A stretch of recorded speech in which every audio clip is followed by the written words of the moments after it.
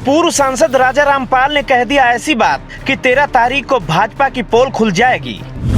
कानपुर के घाटमपुर नगर पालिका पहुंचे थे राजा रामपाल और सपाइयों को दिया जीत का मंत्र।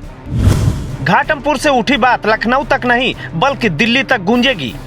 निकाय चुनाव में हर राजनीतिक पार्टी अपनी जीत का मंत्र गढ़ रही है, लेकिन सत्ताधारी पार्टी भारतीय जनता पार्टी को समाजवादी पार्टी उत्तर प्रदेश में प्रमुख तौर पर जो टक्कर देने को तैयार है, उसके पीछे बड़ा तगड़ा गणित फिट किया गया है। लेकिन कल जब हम कानपुर नगर की घाटमपुर नगर पालिका पहुंचे तो पूर्व सांसद राजा रामपाल समाजवादी पार्टी के प्रत्याशी चंद्रकांति सचान के पक्ष में पहुंचे थे। चंद्रकांति सचान सपा नेता विजय सचान की पत्नी है और इस बार घाटमपुर से मैदान में है। जिस तरह की बैठक को घाटमपुर में कल अंजाम दिया गया, उसके बाद अन्य प्रत्याशियों के समीकरण बिगड़ते नजर आ रहे हैं। लेकिन मीडिया से रूबरू होते हुए पूर्व सांसद राजा रामपाल ने ऐसी बात कह दी कि बात लखनऊ नहीं बल्कि दिल्ली में जाकर रुकेगी। पहले सुनिए आखिर उन्होंने कहा क्या, उसके बाद फिर हम बताएंगे कि 13 तारीख को उत्तर प्रदेश में होने वाला क्या है।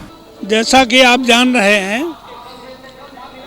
कि निकाय चुनाव का आधा चुनाव कल समाप्त हो गया है। सेकंड चरण के चुनाव 11 तारीख को होना है और उत्तर प्रदेश में सांप्रदायिक ताकतों से भारतीय जनता पार्टी से अगर कोई संगठन कोई दल लड़ता नजर आता है तो उस संगठन का नाम समाजवादी पार्टी है और उस नेता का नाम माननीय अखिलेश यादव है। और आज सीधी टक्कर लोग ये मान रहे हैं।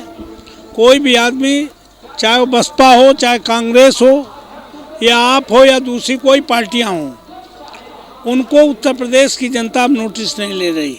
और स्वयं भारतीय जनता पार्टी का अगर सीधे कोई निशाना है, वो मान रही किसी से टक्कर तो समाजवादी पार्टी से मान रही। यहाँ रह गया नगर पालिका घाटमपुर का चुनाव, सीधे सीधे समाजवादी पार्टी बनाम बीजेपी है। मैं तो ये मानता हूँ कि 2014 से 19, 19 से 24 और 17 से 22 और 22 से 27 का जो चुनाव, 4 चुनाव भारतीय जनता पार्टी जीती है, वो ईवीएम से जीती है।